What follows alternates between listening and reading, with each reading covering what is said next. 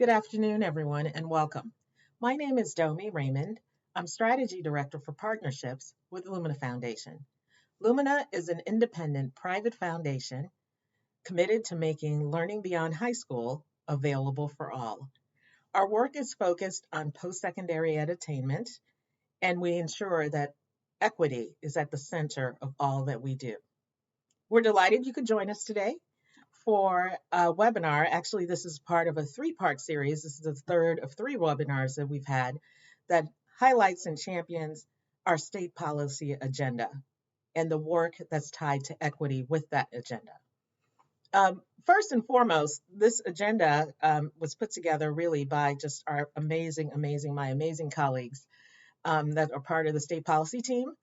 Scott Jenkins. Scott is Strategy Director for State Policy. Amanda De La Rosa and Paola Santana are both strategies officers for state policy. And this work around state policy that we do, obviously Lumina isn't the only one in the higher ed space on this. It really involves all of you that are part of this webinar that are listening in, and many other experts and others around state policy. So we're just, again, really pleased that you're able to join us. So about this webinar, the webinar actually is called Designing for Equity: 3 Pillars to Guide State Policy. That's actually the name of the series. And then the webinar itself is Inclusive Pathways for Adults. And Amanda will be the moderator for most of today's webinar, and then Scott will provide closing remarks. Just a couple of housekeeping matters. First and foremost, we live in an on-demand world. You're not to worry. You'll have access to all of these webinars, all 3. Do you want to view some of it? Do you want to view all of it? It's all available to you. We really hope that you'll lean into these webinars as your resources as you work on your state policy work and thinking about it in terms of equity. All will be available on our website. We're going to continually keep dropping the link to our website in the chat so that you have access to that. The other thing we want to go ahead, we're all social media people these days, so go ahead and use the hashtag Lumina State Policy as you watch this with us. And finally, we're going to keep pushing this out again after this webinar is happening today. You'll learn more from Amanda and likely Scott as well around some technical assistance opportunities that are tied to all 3 webinars. So with that, I'm going to go ahead and hand it over to Amanda. You're in such wonderful good hands with her and anyone with state policy. And just feel free to use that chat the whole time during this webinar. We're really interested and looking forward to being engaged with you around this work. So with that, I hand it to Amanda. Thank you again for joining us. Good afternoon. My name is Amanda De La Rosa, and I serve as Strategy Officer for State Policy at Lumina Foundation. At Lumina, we're driven by a big goal that by 2025, 60% of the nation will hold a high quality credential. And that's inclusive of baccalaureate and associate degrees, as well as certificates and industry recognized credentials. To get to that big goal equitably, that is to not leave anyone locked out from the opportunity to pursue or succeed in their post-high school education plans, we believe our strategies have to be rooted in racial equity and justice. And so we think that state policymakers play a critical role in addressing through policy the systemic barriers that unfairly hold people back. That's where our state policy agenda comes in. It focuses on 3 pillars, which we believe can help states increase post-secondary attainment and build a fairer, more racially just education system. In January, you heard from experts about equitable funding formulas and other state finance policies. Last month, we focused on state financial aid programs, and today we turn to our 3rd and final pillar, which we call Inclusive Pathways for Adults.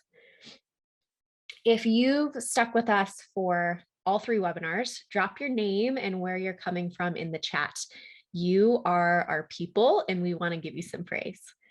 Okay, back to Inclusive Pathways for Adults. In short, we want to ensure that the state policy environment allows for learners to seamlessly move from high quality certificates and certifications into other academic pathways. Earning a quality credential supports not only a healthy economy, it also improves individuals' lives. And as states invest in more and more short-term credential programs, To upskill and reskill adults, they should ensure that those credentials lead to higher pay, better jobs, new careers, and further education or training. Too often, that short term credential goes by the wayside when a learner decides to tackle that associate or bachelor's degree that we know will provide them with longer term economic benefit. Instead, we envision a policy environment that smooths the pathway for learners so that the high quality short term credential automatically catapults the learner, saving them time and money to get back into a better job faster. Our agenda calls for 4 specific policy considerations. First, that states define what high quality means and which credentials fit within that definition. Second, that states require colleges and universities to apply relevant credits from those high quality credentials toward the learner's program of study at all public institutions in the state. Third, that states ensure learners in these high quality credentials can access state financial aid and that institutions are incentivized to build these pathways. And fourth, that states ensure proper oversight by collecting and disaggregating data on these pathways and student outcomes, and that learners have a centralized appeals process when credit transfer is denied. Next, you'll hear from Rachel Vilsack, our talented partner at National Skills Coalition, on how many states are adopting and implementing quality criteria for these short-term credentials. And then I'll come back to transition us to our state panel, where you will hear directly from your colleagues in other states making this work happen. If you are a state policymaker interested in exploring this priority or any of the others in our state policy agenda within your state, Lumina is here to help you, and we really hope that you'll reach out to us. From Lumina Strategy Labs, we support state efforts by offering nonpartisan research, peer advice, and expert consulting support. We also offer small dollar, quick turnaround technical assistance grants to eligible state entities to help increase educational attainment while addressing persistent racial inequities. All right, Rachel, thanks for being with us today. Let's dig in. Thank you, Amanda. I'm pleased to be with you and to have a conversation on this important topic.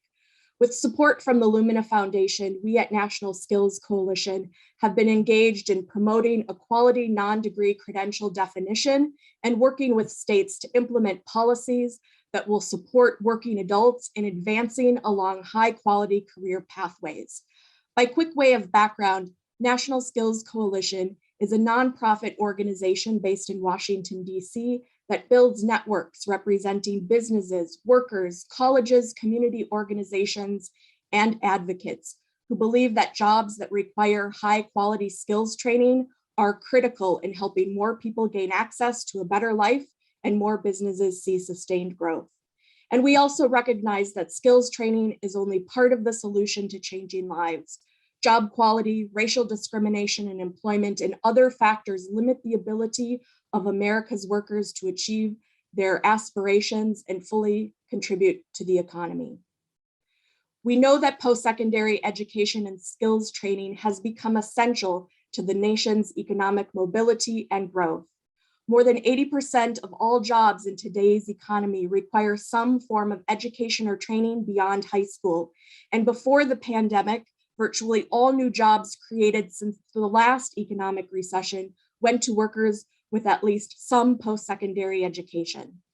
Non-degree credentials such as certificates, industry certifications, apprenticeships, occupational licensures are part of a growing segment of the education marketplace.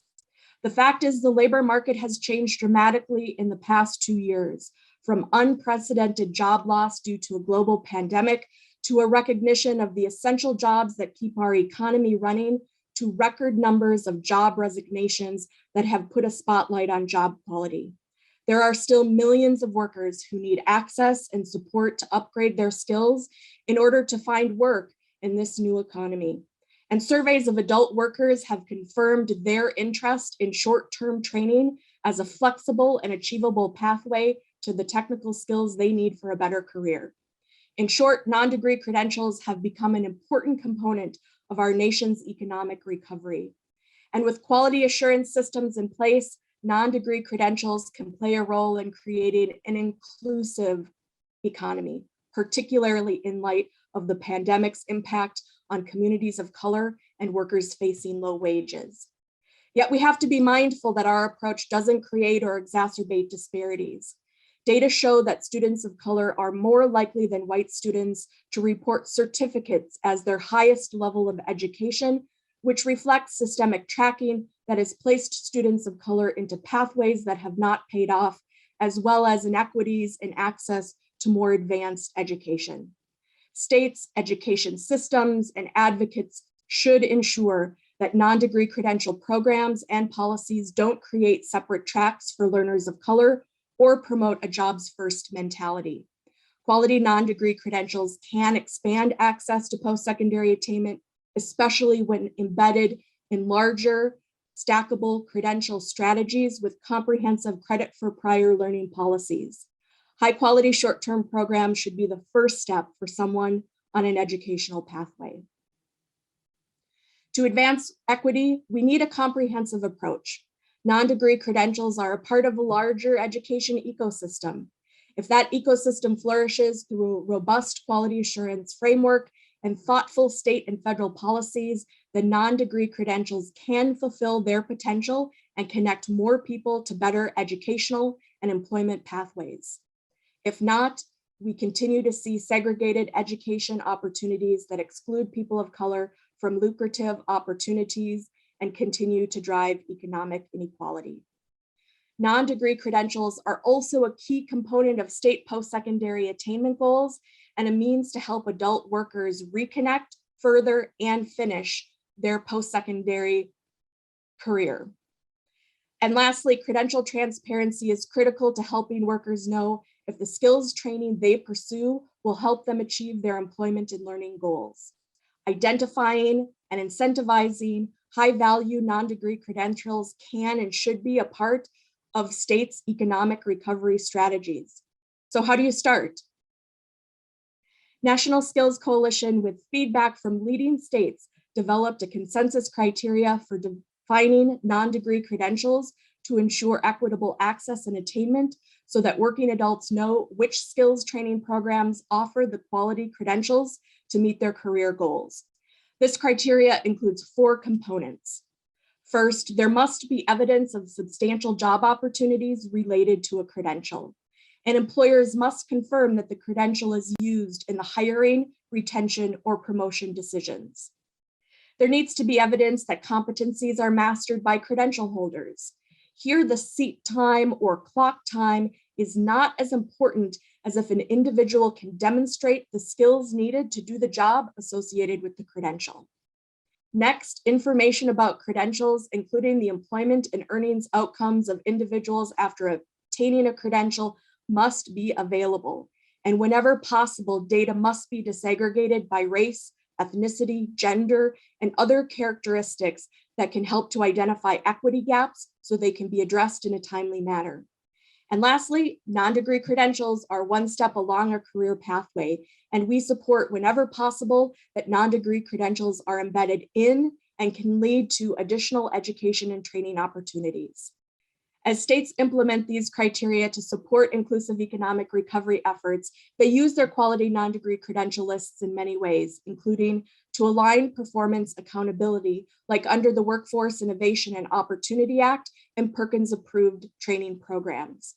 New Jersey, for example, adopted a quality assurance framework for their list of eligible training providers using 5 dimensions: labor market demand, employment and wage outcomes, education outcomes, financial impact, and equity.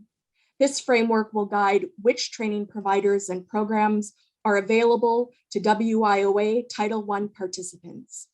New Jersey is also incorporating credential transparency efforts with a goal to reach residents that don't use the state's workforce development system. Quality non-degree credential lists are also helping to determine where limited state and federal dollars should be invested. The Virginia Community College system has a well-known G3 workforce initiative and training program called Fast Forward that supports adult workers in obtaining credentials in short-term, in-demand jobs. Most programs take between 6 to 12 weeks and are flexible so students can get their education while they work. The criteria used by the state board to guide approval for fast forward funding include industry recognized credentials that are competency-based, portable, third-party validated, and stackable. States also integrate the importance of quality credentials in their complementary policies. In 2020, Colorado passed a bill detailing a statewide plan for awarding college credit for work-related experience and ensuring students have access to high-quality credentials of value. And lastly, quality definitions assist in the development of new policies that support the equitable credential attainment of residents to achieve state post-secondary attainment goals. The Louisiana Board of Regents adopted a quality post-secondary credential of value definition for non-academic credentials that will count towards the state's attainment goal. Acknowledging that individuals start their post-secondary pathways at different points, Louisiana also defined on-ramp credentials that provide a means for individuals to get on a training pathway and build towards a credential of value. Thanks to our learning from the states I've just mentioned, as well as many others, we know what it takes for this work to be successful. States need to develop cross-agency teams representing education, workforce, human services, governor's offices, and advocates on the ground in adopting a quality definition. This partnership will aid the state in speaking with a consistent voice about the opportunities and resources available to learners to access quality non-degree credentials, no matter which door an individual walks through. To maximize impact, states need to engage diverse stakeholders, including businesses, students, racial justice advocates, and culturally responsive service providers. Centering the voices and expertise of working adults of color in policy development or changes to existing policies will ensure that participants have programs and support that better reflects their lived experiences. And finally, data on the outcomes of credential training programs are essential for understanding what credentials meet a quality threshold. While most states already have data around degree programs, data are often not comprehensive or inclusive on short-term non-credit programs. States need better data about the employment and wage outcomes of non-degree credentials in order to truly determine if they have value to workers and businesses. And outcomes must be disaggregated by student characteristic whenever possible. Data disaggregation matters for racial equity. Disparities and inequities in skills training programs can only be eliminated if there is high quality data on program outcomes available to practitioners and policymakers to assess and address equity gaps. I'll close by saying that we have an economic imperative to dismantle structural racism within workforce, education, and training systems that hold back workers from their employment goals and our economy from achieving an inclusive recovery. We can make college work for working people. I'm looking forward to learning from our panelists. Thank you, Amanda. I'll turn it back over to you. Thanks, Rachel. Adopting quality credential criteria can be an important first step for state leaders. National Skills Coalition and their partners at Education Strategy Group have a lot of resources to share if you're interested in exploring that option. Up next, we will hear from a state policymaker, a community college system leader, and an intermediary partner from 3 very different states who are all trying to connect quality short-term credentials into a broader post-secondary ecosystem, one that allows learners and workers to seamlessly bring their skills and learning with them. We encourage you to engage in the chat during our discussion. Keep it interesting. So without further ado, I'd like to welcome in our state panelists. Thanks for being here today. Let's do a quick round of introductions and then we can get to the grilling. Tom, let's start with you. Hello, great to be here. Tom Sedkamp, Vice Chancellor for Academic Affairs at the Ohio Department of Higher Education. Tammy. Aloha, Tammy Chung from the University of Hawaii Community Colleges I am the Associate Vice President for Academic Affairs. And Therese. Hi, good morning or afternoon for some. Therese Ivankovich, CEO for the Attainment Network. Thank you all for being here today. So we are all pathways adherents now. How could you not be? The idea makes a lot of intuitive sense. Really kind of they drive three improvements. In theory, credential pathways allow a student to acquire a credential with labor market value in less time than it would to take an associate's or a bachelor's degree approach. Short-term credentials also have higher completion rates than degrees. And if short-term credentials can be as part of a sequence of credentials that lead efficiently to longer-term degrees, then this stackable credential allow experienced workers to upgrade their skills without limiting their long-term opportunities. So all of these are important for all students, but particularly for the large numbers of adults and adult students of color, particularly those enrolled at community colleges. But our hopes about the many ways that pathways can improve the connection between post-secondary education and the labor market are kind of running ahead of the reality. Most of our systems are not designed to facilitate pathways. The data on outcomes is not clear, and we have yet to see large numbers of students actually on these pathways. So there's kind of a chicken and egg issue here. Until we build more pathways, we won't see more students on them, and then we won't have good labor market data. The questions are then, what does this architecture look like, and how do we build it? So at Lumina, we're focused on a couple what's of this architecture, and that's what I described earlier, the four kind of policy recommendations that we call for in our state policy agenda aligned to this pillar of work. So adopting and implementing quality credential criteria, validating and accepting quality learning at public institutions in the state, aligning financial incentives, and ensuring that there's proper oversight.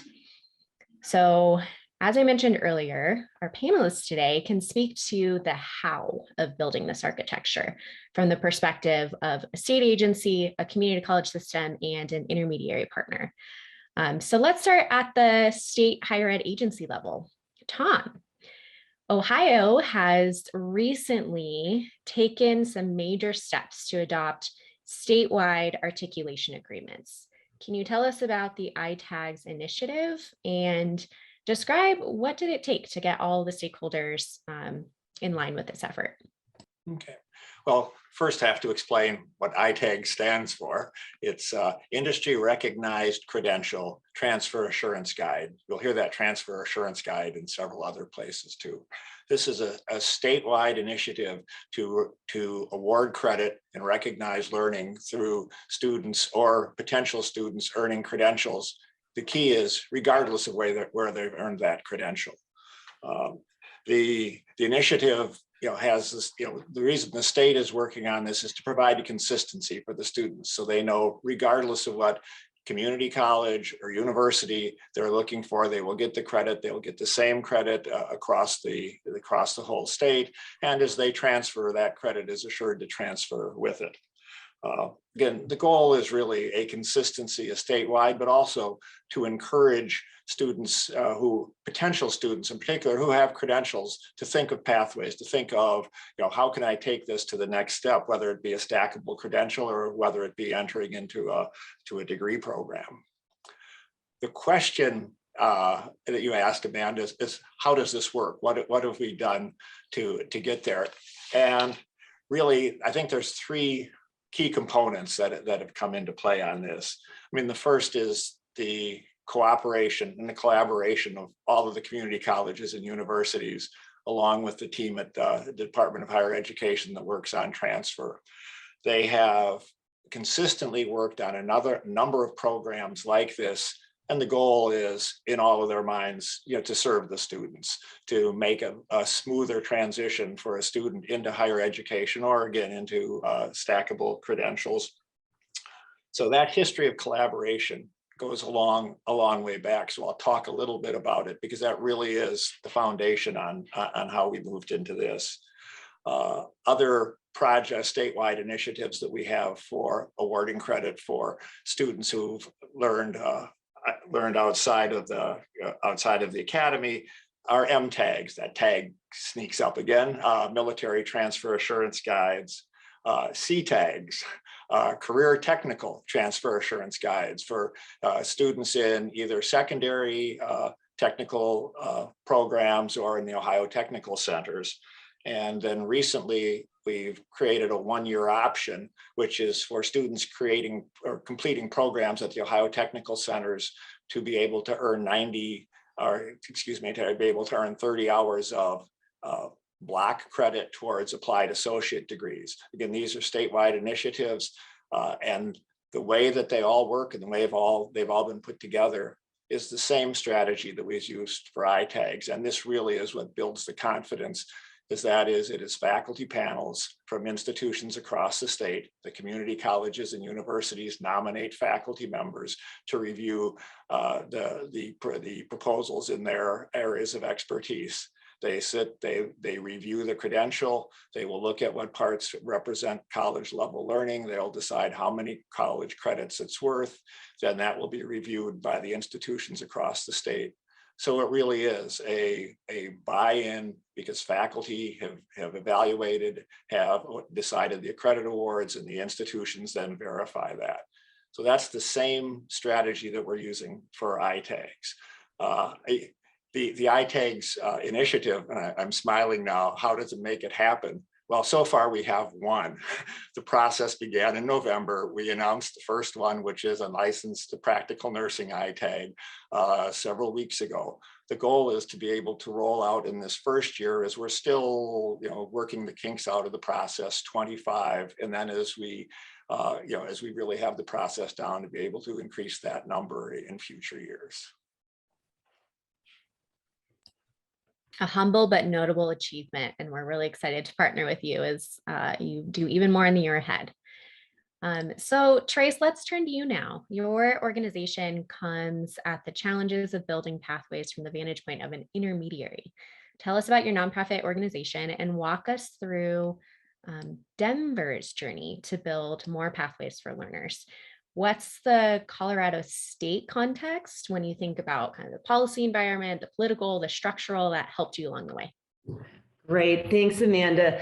I want to just reflect a moment on what Tom was talking about, which is this idea around collaboration and willing partners coming together to drive work. And that's really what the Attainment Network is here in Colorado, connecting partners, driving collaboration to build this education to workforce system that really supports learners on their path to family living wage employment and economic opportunities, and really thinking about how we use education and skills training as the tools to get learners where they want to go.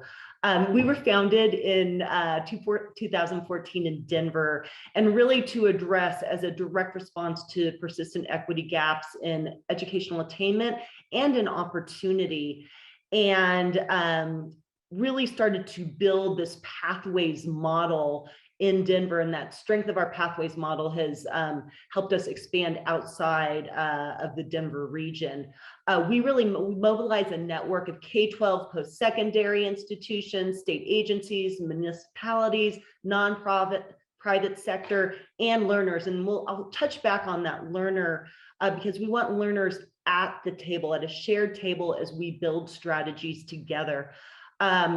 The work that we do is really about this cross-institutional, cross-systems pathways strategy that's focused on academic alignment. And that's really talking, again, about that Lumina idea around supporting the validation of and credit for knowledge and skills.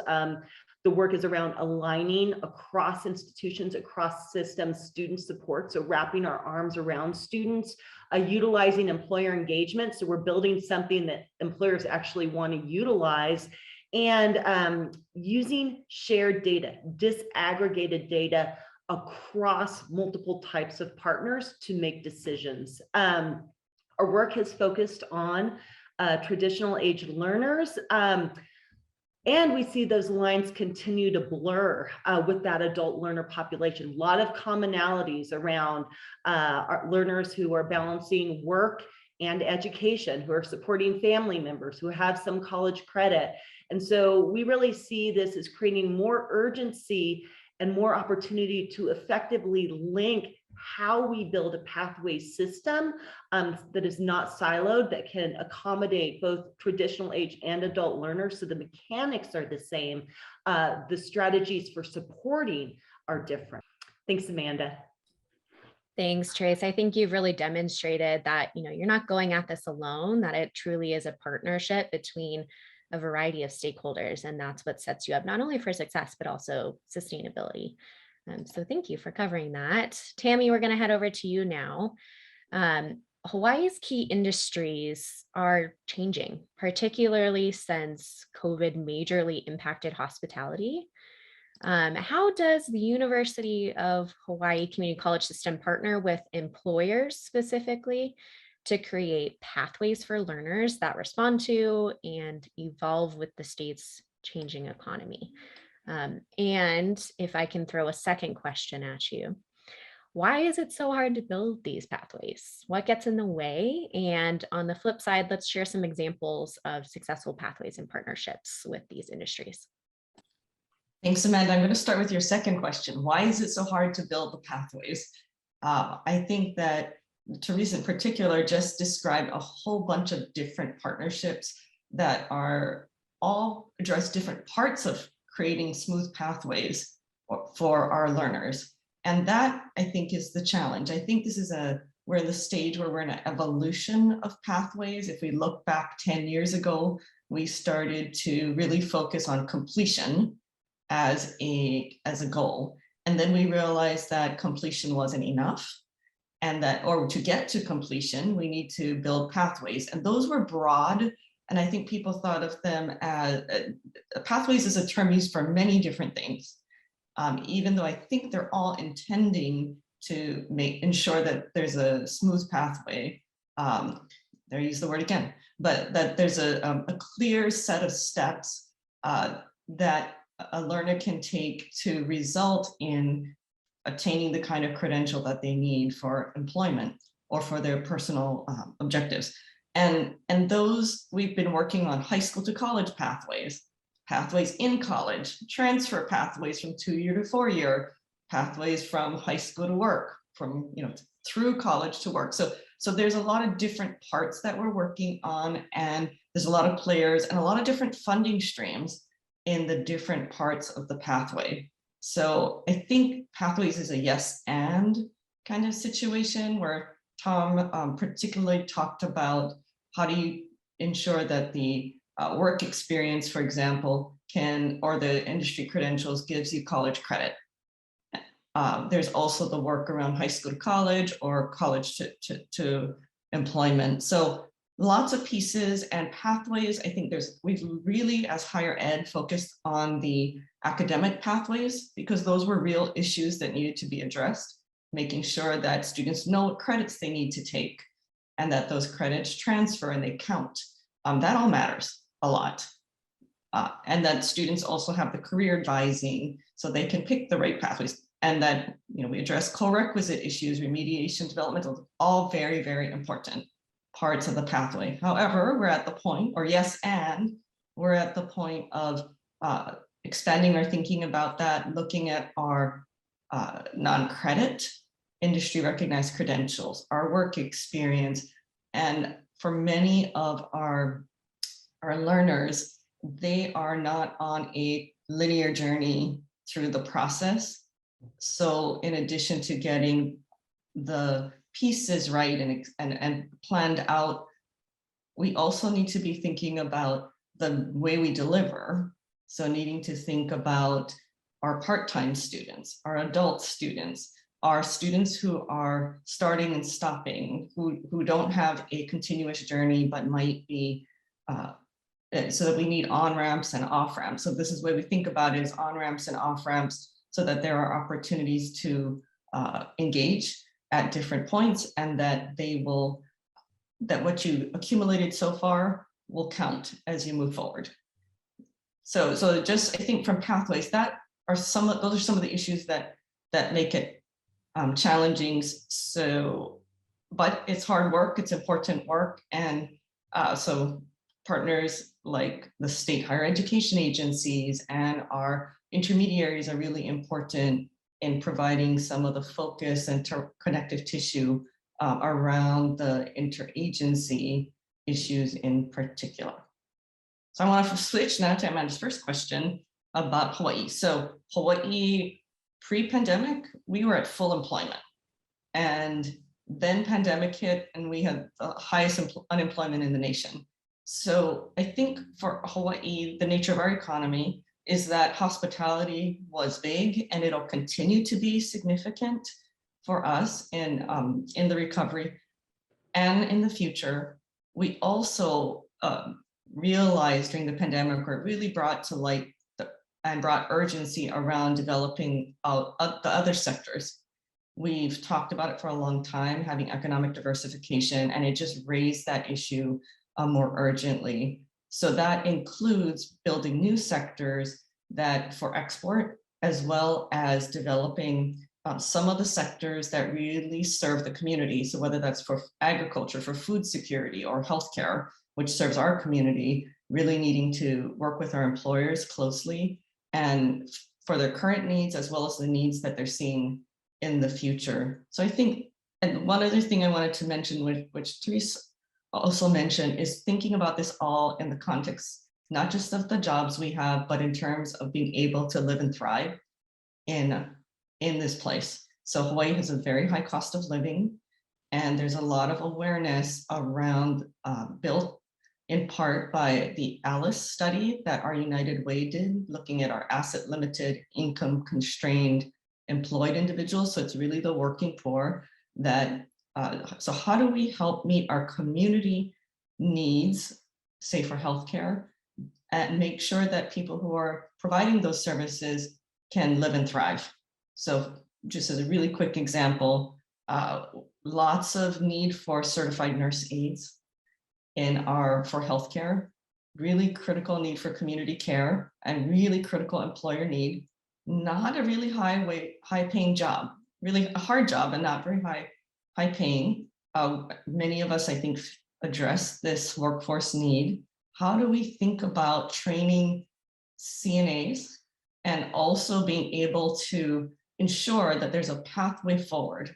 Not just it's a healthcare profession and there's opportunities to advance in healthcare, but really building CNA into something that's stackable so that that experience counts for advancing, and also that we're building a system where we're working with employers to provide the training and the opportunities so that people can truly advance. So employers building out their own career pathways within their organizations, so that there's incentives for people to be CNAs and true opportunities to advance. I can read by his body language that Tom wants to get in here. I just want to follow up on something you said, Tammy, because as we look at the pathways, you used the term on-ramp, which is what I would use for a number of these initiatives that we've been talking about in Ohio. And just following, as you said, looking at employer needs, one tries to look at the financial gain for the student getting the credential. On the other hand, a lot of the critical needs jobs, just as you said, don't come with a large financial benefit for them. So that's even more critical to develop the next step and to have it clearer for them. We had some work done in Ohio by Rand Corporation on value of stackable credentials, and their work showed it's the second credential that on the same area that has the most significant impact on income. And so again, reaching out, having that first credential, but also having that pathway to the next one is a huge step to be able to show people, while this critical need job might not increase your income, there's a path to do that while still meeting the critical needs.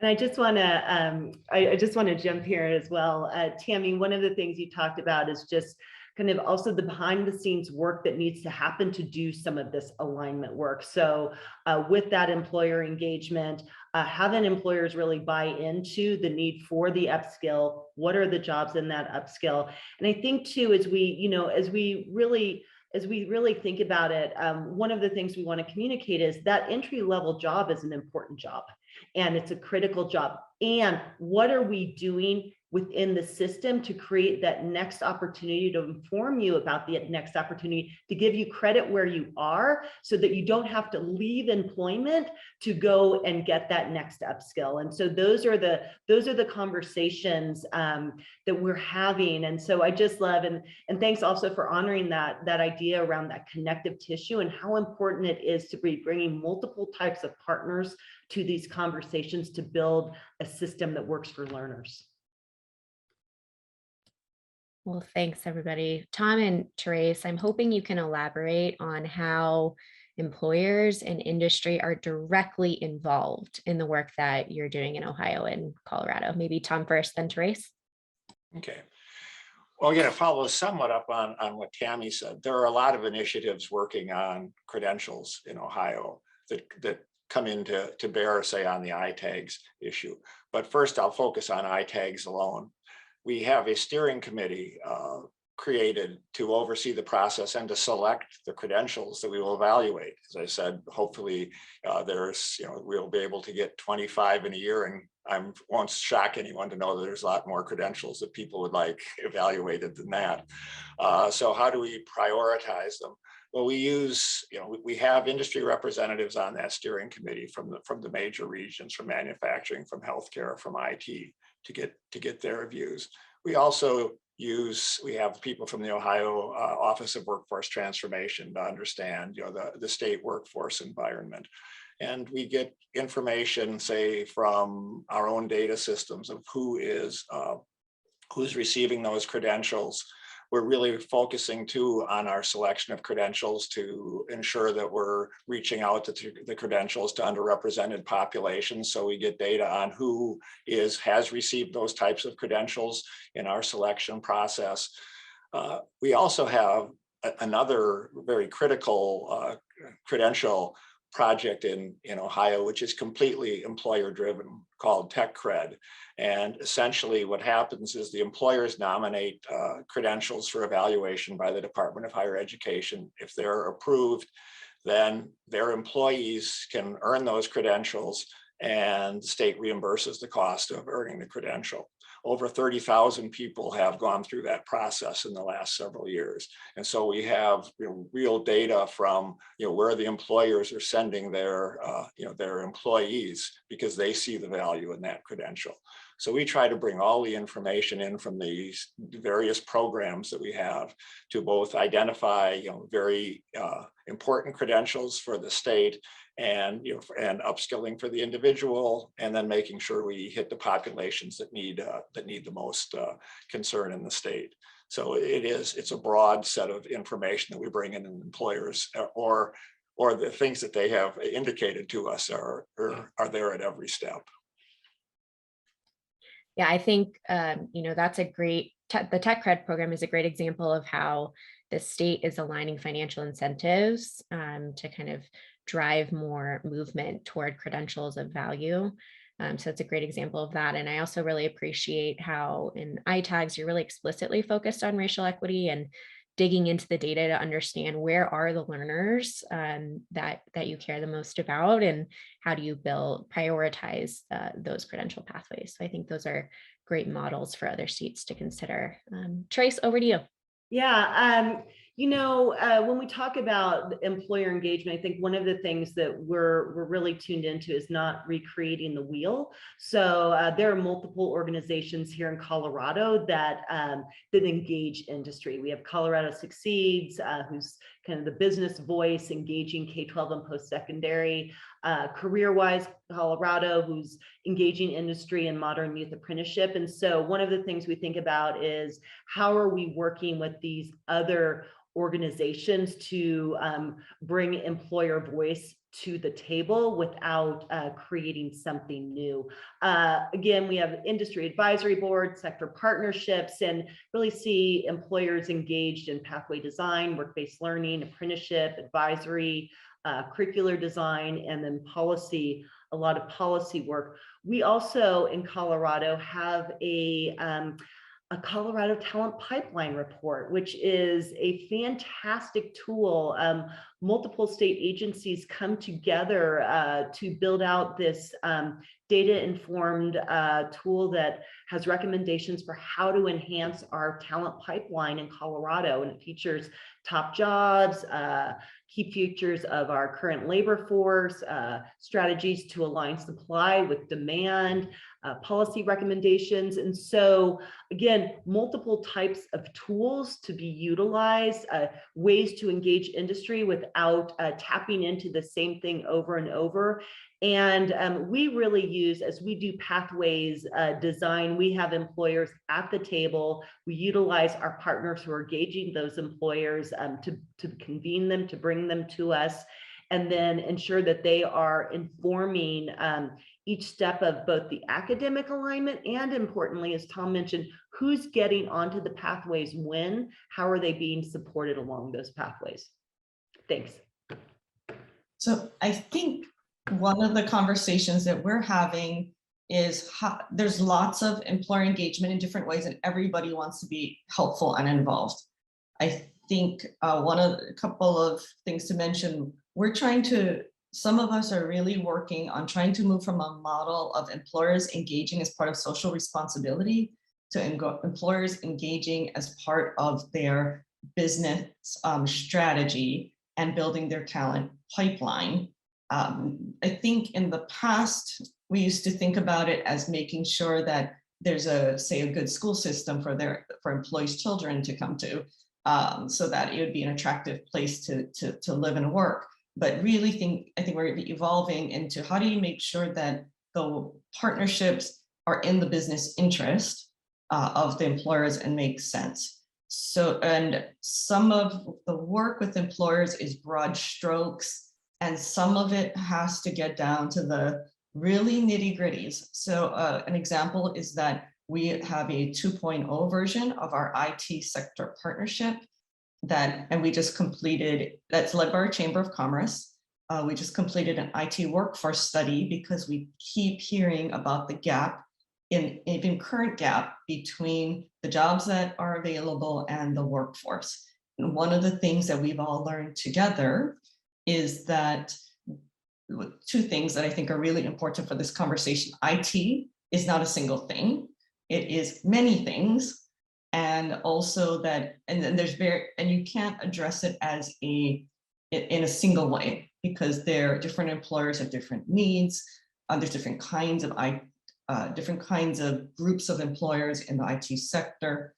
And JFF actually put out a good brief looking at IT as that certain occupations are really needed in certain fields, whereas some occupations are needed in all fields in IT. So that's an evolving conversation for us. But one of the things I wanted to mention is that we counted up all the many IT programs that we have at the university across our entire public system, including our baccalaureate programs, and found that there are many kinds of IT programs, multiple IT programs at most institutions.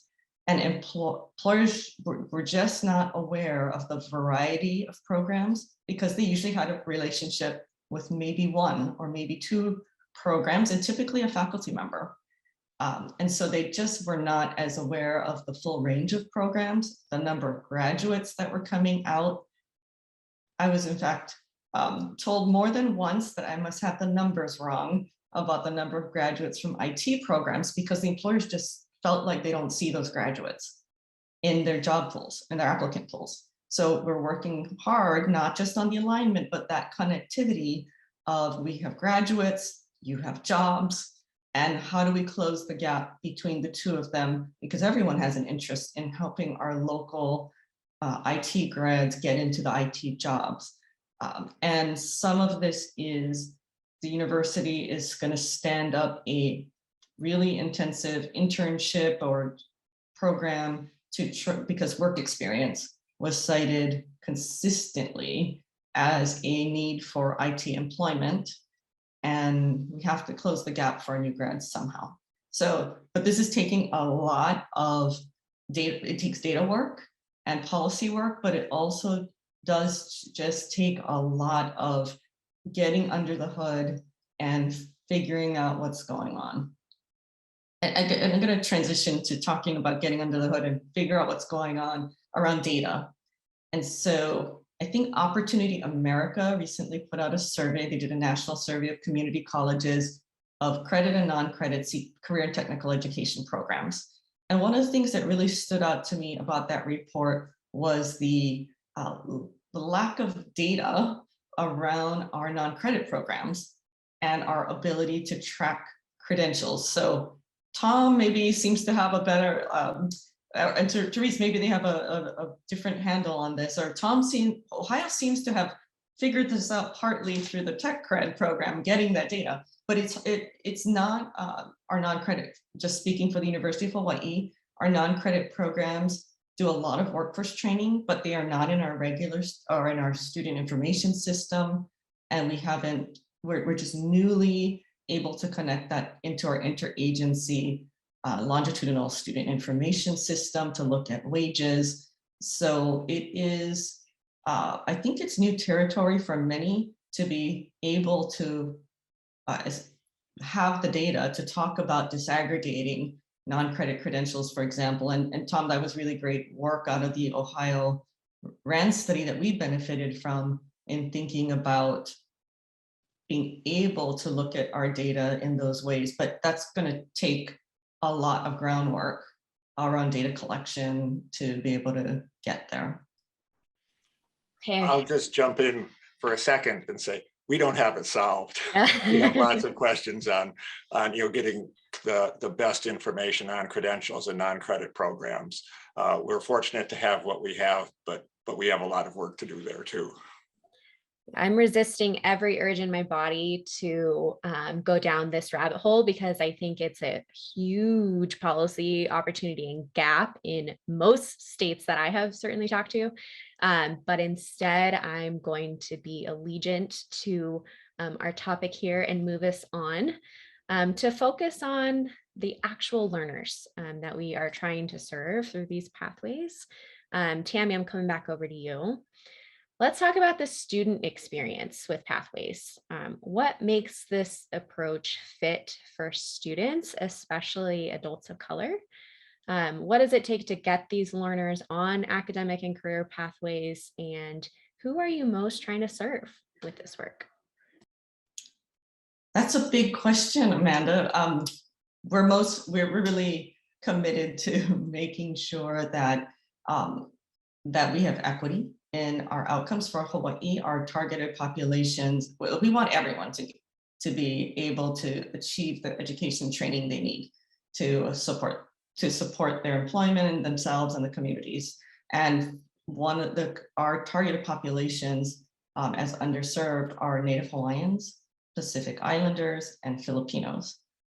And what we learn is we need these pathways to provide the guidance for them and their advisors on how to proceed. We also need to move into having pathways that address different learners' needs. So beyond just the academic pathways, now starting to look at modalities. So for example, we started right before the pandemic, we started an associate's program that was built off of 5-week online classes, one class at a time. And it addressed a totally different learner than we typically had in the colleges. It was almost all women. They were in their late 30s as their average age, and almost 50% of our cohort was Native Hawaiian. And so what we really saw were a lot of moms who were working multiple jobs and being able to do this structure of a program in their in-between time. whether it was after they put their kids to bed or whether they did it in their car between while they were waiting somewhere. So we need to start thinking about those different kinds of structures. One of the areas that we're working on is a pilot right now with our CNAs, our certified nurse aides, becoming licensed practical nurses. So working CNAs. And that really addresses, I think, an equity. It's an equity strategy because we know that a lot of our underserved population are working. They need to work, and they might be working in some of these entry-level jobs. And it requires a different structure of our academic programs to accommodate the work schedule and to be able to provide the kind of support, sometimes academic support, sometimes student support. We need different financial support, some assistance sometimes than we currently have to make those kinds of different structures work. And I just mentioned our teacher preparation also faces some of these issues. A lot of our successful existing programs in our bachelor's partners are full-time programs, and full-time cohort programs have a lot of success, but not everyone can do a full-time program. And so how do we solve for having different modalities and different schedules for our learners? I do think pandemic has opened up a set of new opportunities that we're still trying to learn how to take advantage of in terms of the significant number of classes that are now online, or that the number of our faculty and instructors who are now been more exposed to the online option for teaching and learning.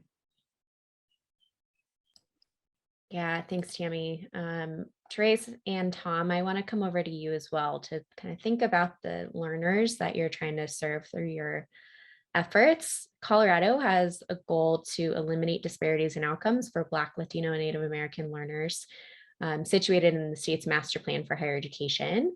So how does your work benefit learners of color in particular? And just as importantly, how do you ensure that those communities are represented in the work that you're doing? Yeah, thanks. I'd like to start with how we ensure communities are represented in our work, because this is work that we're really excited about as we continue to build out our strategies. One is, and this speaks a little bit, Tammy, to what you were talking about, earn and learn. A little bit. So how are we ensuring learner voice at our table? And that is really around stipending learner voice to sit at our leadership table. So one way that we're engaging communities is paying learners to sit at our leadership tables and participate in our work as we develop strategies, as we do implementation work. We also, in building this out, we now provided funding to nonprofit organizations and others who are doing community engagement work and funding stipends to engage learners. So again, so that we're not recreating the wheel, we're really tapping into and funding and providing incentive funding to get to those learners, so that we're building community, investing in nonprofits who are asking the questions, who are directing community, and we're providing that resource to the learner. In terms of how are we addressing closing those equity gaps through our work, I want to just talk a little bit about our pathways data framework and the work that we're doing across partners, across institutions, in looking at disaggregated data together to understand a learner experience in pathways, who is in pathways, who's enrolling, who's persisting, who's completing, but more importantly, who is not in those pathways, and what are the collective strategies. And that's some of the work where we have a shared table where partners are talking together about their data and the strategies that they are going to employ to change outcomes. That is addressing who else needs to be enrolled in pathways, in specific pathways where they're either under or over enrolled. What are shared wraparound strategies to support those learners? And so that is a strategy that we're utilizing, that disaggregated data to build out very specific ways to address those gaps and closing those gaps. So we're really proud of kind of continuing to build out and pushing the state on how we use disaggregated data, not just to look at, but to make decisions together to inform work. Thanks, Trace. You know, Tom, you kind of already touched on this earlier, but tell us more about how you are using disaggregated data, both in kind of your program design and also in kind of ongoing evaluation of the ITAG's work.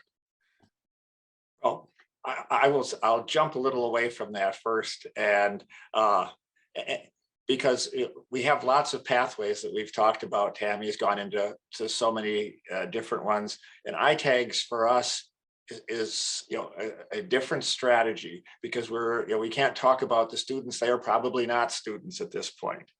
I mean, we're adults in the workforce that we're reaching out, and hopefully will earn credentials and move on to additional credentials.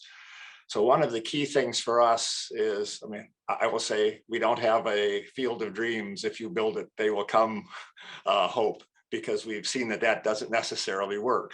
And, and so part of that reaching out to the potential student is some of this first year work that we're doing in ITAGs, and it's, funded by Lumina, to do research out to both to the manufacturers, to potential students, to understand the best ways to bring them in and put them onto the pathway. And so we'll be having a year project going out again, both with potential students and employers, of what's the best way to encourage, to get people to provide an impetus to work on the credential and then move on to the next steps. So we don't have students at the table right now because we don't have students, but we're working the best way that we can to understand the motivations and the strategies for bringing adults back to either upskilling through credentials or moving on through stacking or into degree programs. So that's just really critical as we move ahead, really understanding, being out into the population. What will it take? What will interest you to come back? And that's going to be a huge piece of this year's work is understanding how we can reach out again, particularly to underrepresented populations in the state. So we have some data, but we need much more qualitative data. We have some quantitative data. And so I think as we get to the end of this year and learn a lot about that, that's the hope, that we can then make a bigger impact on those populations. So I wanted to get a slightly different take on the data question, and say that there's data. I think we talked here about data for planning, and I want to also think about data for targeting and identifying students. We all would love to have the beautiful, fully filled out data systems and fabulous reports, but they're not always there. Like Tom and I both mentioned, we have gaps, both have gaps, and everybody has gaps, but you've got to go with what you have. So how do you build on the assets that you have while you keep building out the full system? So as a single public higher education system, one of the advantages the University of Hawaii had in our work with Lumina and Adult Promise is that we have all the student data. And so we're able to mine that data to target students very specifically and identify courses they needed to complete and such, and be able to reach out to students who had stopped out. So these are our some college, no degree adults. And within the university, got the data helped us build awareness and did some planning. It also let us do some really personalized outreach. And so just encouraging everyone to take what you have and make the best of it, because it does have value. And the other thing I wanted to mention about the data is to look at performance funding. So one of the ways that the University of Hawaii puts equity out in front is that our performance indicators for the institutions and performance funding has indicators that are specifically around our equity goals for Native Hawaiians. So the number of Native Hawaiians who are earning degrees and credentials, number of Native Hawaiians who are earning STEM degrees and credentials. I think these will evolve as we move into the next decade of this performance funding work, but I do think that that was very important piece of, from a policy point of view, of putting out in front the equity goals, both at a symbolic level with the data and also with funding. Between all three of those, that helps, and people's words, those things all created more attention on the target, and then also put attention on how do we actually build infrastructure that's going to support those learners. Well, Tammy, you should be expecting in the mail a batch of brownies for me, because you hearkened back to the first pillar of our policy agenda, which is around state finance and funding formulas and thinking about how to embed equity in those formulas. And I know Colorado has a very strong model, and Ohio is in the process, has one of the oldest models and is in one of the processes right now to review that specifically with an equity lens. So thank you for making that connection there. All right, everybody, I'm going to wrap us up with a final question. What will it take to continue to build momentum for building this pathway architecture? And any of you can jump in. Whoever has the first answer, go for it.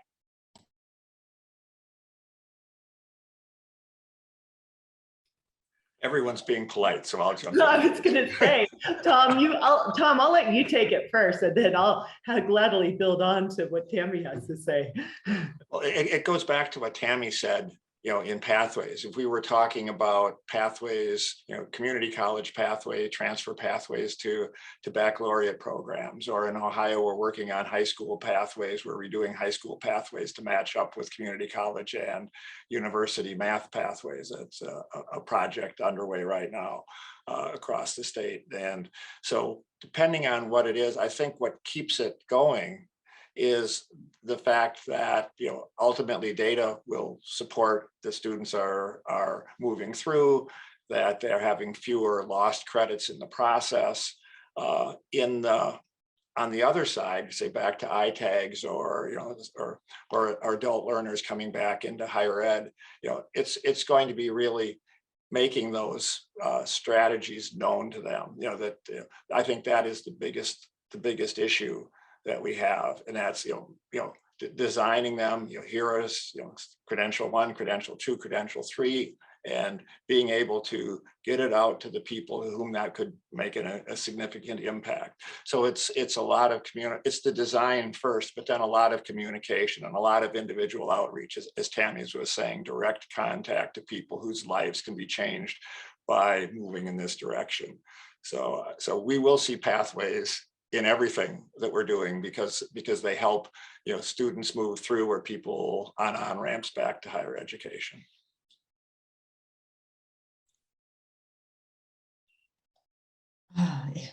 Pathways are going to take working at all levels, and so we need both the policy work and the data and the metrics work, as well as we need a lot of focus on learners and designing for what they need and want. I really appreciate Tom's comment. This can't be a we'll build it and they will come. When we look at community college enrollment nationwide, we see that since the Great Recession, enrollment was declining, and then during pandemic, even more so, and even more so for our underserved learners. And so that worries me a lot, that the pandemic is going to exacerbate what was already an equity gap. And so what building pathways that learners want and that employers will value and support, with both while learners are employed, these learn and earn options, as well as recognizing those skills and for hiring or advancement are really important. We have to make sure that we have that the value added is obvious to the learner, because I think we all worry about student debt, for example, right? So I think that's a challenge for us as higher ed as we go forward, is being really evident about the value add of what's offered, and also starting to think about the other ways that learning is happening. I think Tom and Therese talked about initiatives in their states, other ways that that students are getting are learning besides just the formal coursework, and that includes within the higher ed, that includes our non-credit work. And so I think that is going to be the challenge and necessary to show both the value and the clear steps that are needed to be taken to be able to make the pathways relevant. You know, I love hearing Tom and Tammy today talk about their work, and I think my reflection on pathways are a couple of things. One is pathway for us. Pathway design is not just about one, post-secondary making a designed pathway with industry. It really starts with having really a system, K-12. Post-secondary industry all at the table, so that you're developing that each of those systems are changing together. I think in addition to that are incentives. JFF talks about blurring the lines. Blurring the lines is great if there's incentives that are built into how you blur the lines. So incentives to change, incentives around accountability, and then the data to say, is the work actually happening, and are learners getting where they want to go? And so those incentives are that policy framework for how are we funding, and how are we encouraging our partners to act differently in how they're approaching the problem. And so it's been great to sit with Tammy and Tom today to learn and hear about all of the innovative work, and so that we can be, Colorado can learn from Hawaii and Ohio. So this is great. Thank you. Well, the triple T's delivered today. In your final answer, I heard a lot of resonance between your thoughts on what it takes to make this work happen. I heard strong equity-centered design with the learner front and center. I heard implementation with all stakeholders at and data on the table. Leveraging existing architectures and aligning incentives. And finally, I heard intentional and robust outreach. So I think between all of those things, you have your work cut out for you. And on behalf of Lumina, we want to thank you for your incredible focus on students and on equity. And we look forward to supporting your work in the future. So thank you for joining us today for our state panel. Scott Jenkins is going to close us out next. Thanks, Amanda. Amazing panel and terrific discussion. Hi, my name is Scott Jenkins. I am the State Policy Director at Lumina Foundation, and along with my colleagues Paula Santana and Amanda De La Rosa, we lead the state policy work. Thank you for joining us for this third and final webinar in our State Policy Agenda series. We hope that you have seen and been inspired to look for opportunities to identify and root out the laws, policies, and practices that have effectively denied students of color, students with low incomes, and students that are working age adults the higher levels of educational attainment they deserve. Lumina Foundation's State Policy Agenda seeks to build a fairer, more racially just system supported by 3 pillars that address where we think higher education underperforms unjustly. Equitable state financing of the public colleges, universities, and training centers, comprehensive programs of student financial aid, and fair and consistent systems for assessing and validating people's knowledge and skills leading to a quality credential. If you wish to continue this conversation or would like to explore promising policy in your state or system, please reach out to us at Lumina Foundation, and our Lumina Strategy Labs team can help. Through Lumina Strategy Labs, we support our state leaders' efforts to increase education levels by offering nonpartisan research, data, peer advice, and expert consulting support.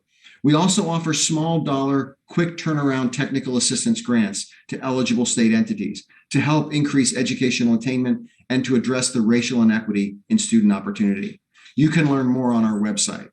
If you're a member of the public who'd like to learn more about how these issues and how they affect your students in your state, Connect with your state higher education department or agency. At Lumina Foundation, racial justice and equity represents the beating heart of our mission, and we encourage you to make it yours also. Thanks again for joining us.